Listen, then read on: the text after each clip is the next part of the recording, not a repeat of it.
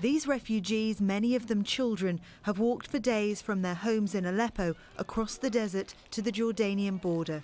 They're tired, hungry and thirsty and uncertain about the welcome that awaits them. But they say they had no choice but to leave Aleppo.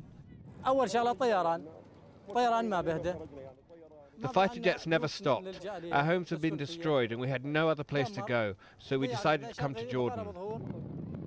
Around 5,000 refugees have arrived at the border in the last few days.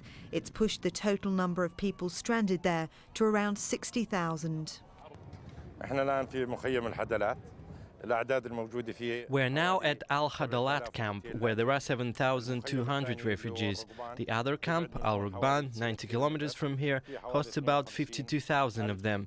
Refugee numbers increased last week after the violence in Aleppo.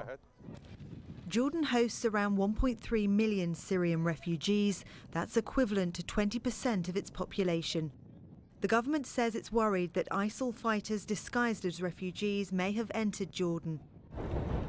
On Wednesday, border guards allowed 300 refugees to cross the border. Most were women, children, the sick and the elderly. Some male refugees say they're frustrated at being stranded in the camps. I'm married and I have one daughter, but I don't have identification papers, so when I crossed into Jordan they deported me.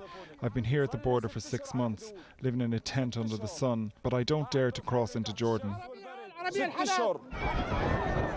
The recent increase in the number of refugees arriving at the Jordanian border has placed even more pressure on an already stretched system. But while the war in Syria continues, the Jordanian government says it will have to balance helping as many refugees as it can, while also maintaining its own internal security. Victoria Gatenby, Al Jazeera.